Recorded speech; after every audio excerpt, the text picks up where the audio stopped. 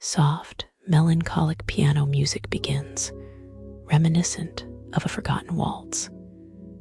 A slight, breathy voice begins. Oh, darling, do you ever feel adrift? Like a porcelain doll, chipped and forgotten in an attic trunk. I do. Constantly. It's a sensibility, isn't it? A heightened awareness of wrongness. And believe me, I've become quite the connoisseur of wrongness. You see, one simply cannot tolerate mediocrity when one has been raised on Pushkin and the faint scent of lilac. It's simply barbaric. I had this notion, a whisper of a dream really, to find a little haven nestled amongst the Austrian Alps. A place of tranquility, a space for contemplation. You understand, I'd been researching, darling, scouring the internet, and Dormio Resort Obertraun. Obertraun, it looked promising. The pictures, oh, the pictures. All shimmering like views and cozy, inviting interiors. A vision, honestly, it felt curated. Like someone had deliberately crafted an aesthetic specifically to ensnare the discerning traveler. A small, ironic laugh. How naive I was. I arrived, you see, with such anticipation, a suitcase bursting with cashmere and carefully selected books.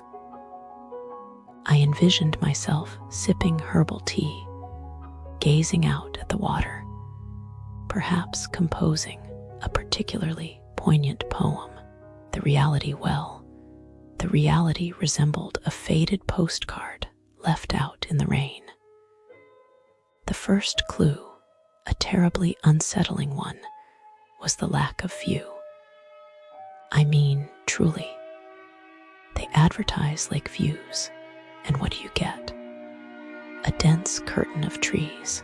It wasn't tea, just obstructed. It felt deliberately obscured. As if they knew the truth, knew the lake wasn't tea worthy of being fully revealed. It's a psychological maneuver, you know, making you long for something they never intended to provide. Do you see? It's about control, like a painter concealing a crucial detail. And then, the nickel and dimming. Oh, the indignity. They charge extra for towels. Towels, darling. Is this the standard in modern hospitality? It's as if they assume you travel with a personal linen service. And toiletries, equally extortionate. I am accustomed to a certain level of pampering. It's not about the money, you understand. It's about the principle. It's the utter lack of generosity of spirit.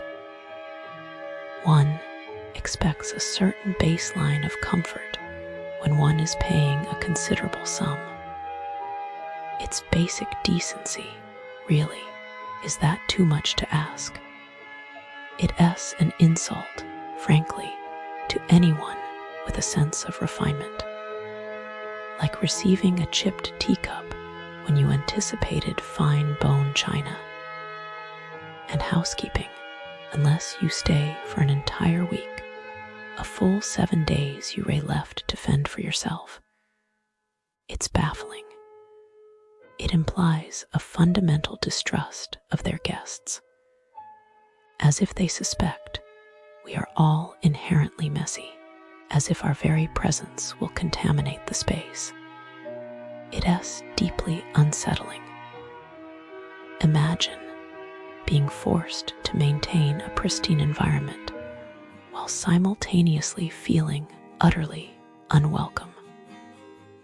The sheer exhaustion of it is a subtle form of emotional labor, and they expect you to just accept it.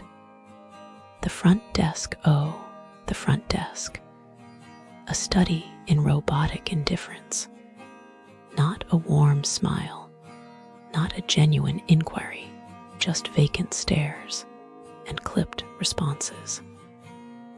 It was the only truly unpleasant encounter I had with Austrian hospitality during my entire 10-day journey. It's as if they actively resented my presence. It felt hostile. Imagine arriving, vulnerable and seeking assistance, only to be met with such coldness. It's enough to shatter one's faith in humanity, honestly. Like being greeted by a stone statue instead of a human being. And the restaurant.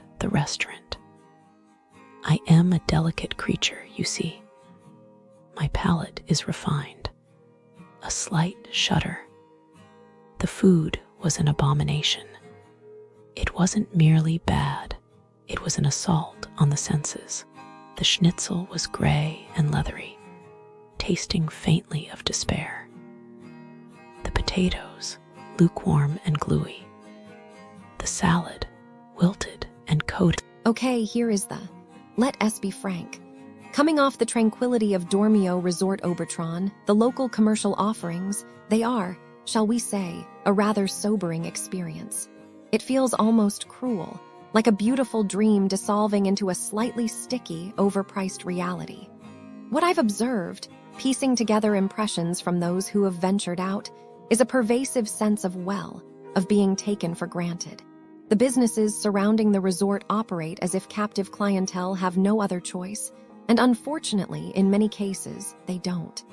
It's a delicate ecosystem, reliant on foot traffic, and it shows in a way that leaves a rather unpleasant taste. You'll find a consistent thread running through most encounters, a noticeable disconnect between value and cost. It's as if convenience is being strategically weaponized. Let's begin with the essential chore of provisioning. Supermarkets in this region, generally speaking, seem to operate under the unspoken rule that tourists are walking ATMs.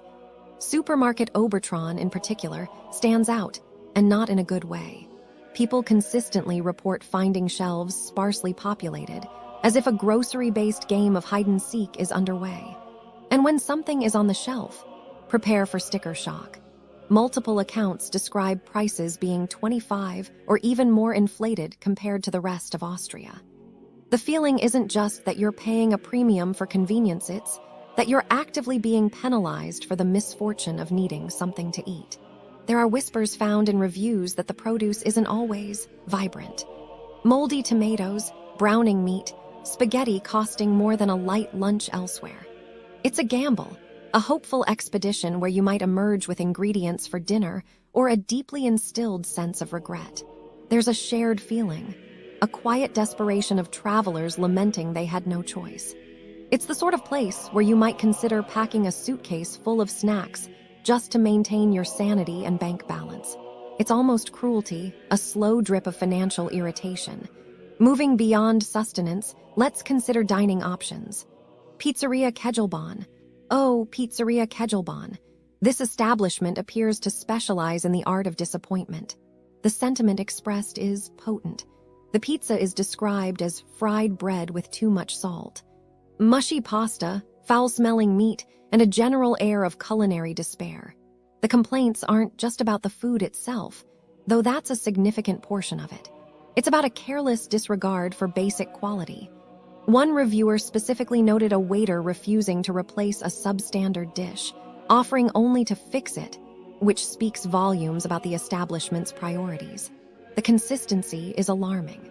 Frozen tiramisu being passed off as authentic, bizarrely spicy Greek salads, ribs that seem to have been tragically overcooked long before arriving at your plate.